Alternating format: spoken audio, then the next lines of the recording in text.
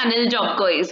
Degree candidates ఎవరైతే freshers and experience వాళ్ళు ఉన్నారో వాళ్ళకైతే మనం ఎక్సలెంట్ ఆపర్చునిటీ తీసుకొచ్చామన్నమాట. డెలాయిట్ ఆర్గనైజేషన్ అండ్ ఏబీబీ ఆ తర్వాత మనకి ఐసిఐసిఐ నుంచి అన్నమాట. సో ఫ్రెషర్స్ అండ్ ఎక్స్పీరియన్స్ వాళ్ళు ఇద్దరు కూడా అప్లై చేయొచ్చు. డీటెయిల్స్ అవన్నీ కూడా నేను క్లియర్గా ఈ వీడియోలో ఎక్స్ప్లెయిన్ చేస్తాను.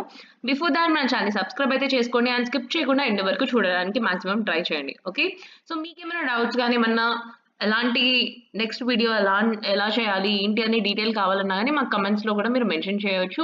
ఆర్ ఎల్స్ అప్లై చేయడానికి జాబ్ క్విజ్ మన వెబ్సైట్కి వెళ్ళి అయితే మీరు అక్కడి నుంచి కూడా అప్లై చేయొచ్చు. ఓకే, ఫస్ట్ మనకి డెలాయిట్ నుంచి అయితే financial crime investigator junior analyst అనే రోల్కి అయితే హైరింగ్ అయితే జరుగుతుందన్నమాట.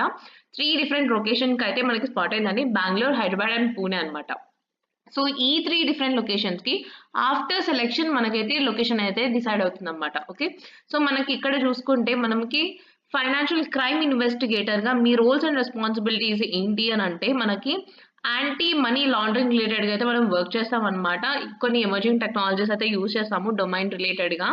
దాంట్లో మనం ఏంటంటే సింపుల్ టర్మ్స్లో చెప్పుకుంటే ఇప్పుడు ఒక అకౌంట్ నుంచి ఇంకొక అకౌంట్ కస్టమర్కి ట్రాన్స్ఫర్ అయింది అనుకోండి, huge bulk of amount of money. So వాటి రిలేటెడ్గా ట్రాన్సాక్షన్స్ రిలేటెడ్గా అండ్ కేవైసీ రిలేటెడ్గా అండ్ డీటెయిల్ రిపోర్ట్స్ అయితే మీరైతే చెక్ చేస్తారన్నమాట. ప్రతి ఒక్కటి ఎక్కడైనా ఫ్రాడ్ కానీ ఏమైనా ఉందా అని చెప్పని. ఇఫ్ ఇన్ కేస్ మీకు ఇక్కడ సస్పీషియస్గా ఏమైనా కనిపిస్తే మీ సీనియర్ అథారిటీస్కి అదైతే రిపోర్ట్ అయితే మనము ఫైల్ చేసి పంపిస్తాం అనమాట. అండ్ నెక్స్ట్ మనకి కంప్లీట్గా స్క్రీనింగ్ అండ్ నెక్స్ట్ వాటికి ఫ్రాడ్ జరగకుండా చూసుకోవాల్సిన రెస్పాన్సిబిలిటీ మీరు అవుతారనమాట అక్కడ. ఓకే, సో దీనికి కావాల్సిన స్కిల్ సెట్ అండ్ నెక్స్ట్ మనకి ట్రైనింగ్ అవన్నీ కూడా వాళ్ళే ప్రొవైడ్ చేస్తారు డెలాయిట్ వాళ్ళు. అండ్ మీకు ఎక్స్పీరియన్స్ ఉందనుకోండి సేమ్ డొమైన్లో మీరు కూడా 0 to 3 years ఆఫ్ ఎక్స్పీరియన్స్ ఉన్న వాళ్ళు, బ్యాంకింగ్ అండ్ నెక్స్ట్ ఫైనాన్స్ రిలేటెడ్గా వర్క్ చేసిన వాళ్ళు, ఆపరేషన్ సైడ్ వాళ్ళైతే అప్లై అయితే చేయొచ్చు అనమాట.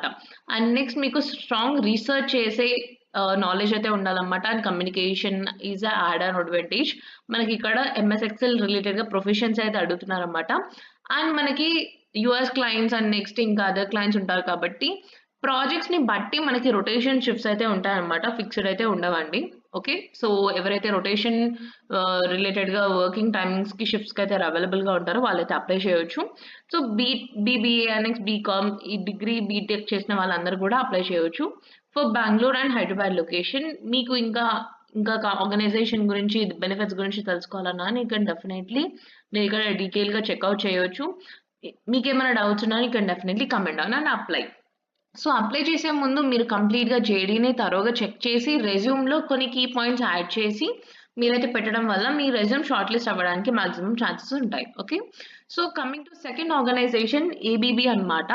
ఇది మనం accounting and finance related background BCom చేసిన వాళ్ళు ఎవరైతే స్టూడెంట్స్ ఉంటారో లైక్ మాస్టర్స్ చేసిన వాళ్ళు కూడా అప్లై చేయొచ్చు అనమాట. So accounting and reporting specialist అనమాట. ఇది మనకి బెంగళూరు లొకేషన్కి అయితే స్పాట్ అవుతుంది. సో ఇది మనకి ఫిక్స్డ్ మనకి ఫుల్ టైం ఉంటుందండి. బట్ ఇందులో ఏంటంటే ఇది 1 year కాంట్రాక్ట్ అనమాట ఈ పొజిషన్ వచ్చేసేసి. ఓకే, సో 1 year కాంట్రాక్ట్ తర్వాత మనకు అది రినివల్ అవ్వచ్చు అవ్వకపోవచ్చు బేస్డ్ ఆన్ మీ పర్ఫార్మెన్స్ బట్ అయితే మనకు అది డిపెండ్స్ ఉంటుంది అనమాట. ఓకే, సో అకౌంటింగ్ రిలేటెడ్గా కాబట్టి సో మీరు ప్రతి ఒక్క అకౌంటింగ్ రిలేటెడ్గా డాక్యుమెంటేషన్ రిలేటెడ్గా వీటన్నిటికీ రెస్పాన్సిబుల్ అయితే ఉంటారన్నమాట. ఫైనాన్షియల్ రిపోర్టింగ్ అండ్ నెక్స్ట్ మనకి కంప్లీట్గా అకౌంట్స్ పేయబుల్ రిలేటెడ్గా అయితే మనం ఇక్కడ కంప్లీట్గా రెస్పాన్సిబుల్ ఉంటారు. అండ్ వెండర్ ఇన్వాయిసెస్ రిలేటెడ్గా కూడా మీరు వర్క్ చేయాల్సి వస్తుంది అనమాట. ఓకే, సో ఇది 1 year ఆఫ్ కాంట్రాక్ట్ ఇక్కడ మీకు క్లియర్గా చూడొచ్చు. సో ఇక్కడ క్వాలిఫికేషన్ చూసుకుంటే మనకైతే కంప్లీట్లీ మీరు బీకామ్ చేసిన వాళ్ళు, బ్యాక్గ్రౌండ్ రిలేటెడ్గా ఉన్న వాళ్ళు and next MS Excel power point రిలేటెడ్గా అయితే కావాలని అడుగుతున్నారు.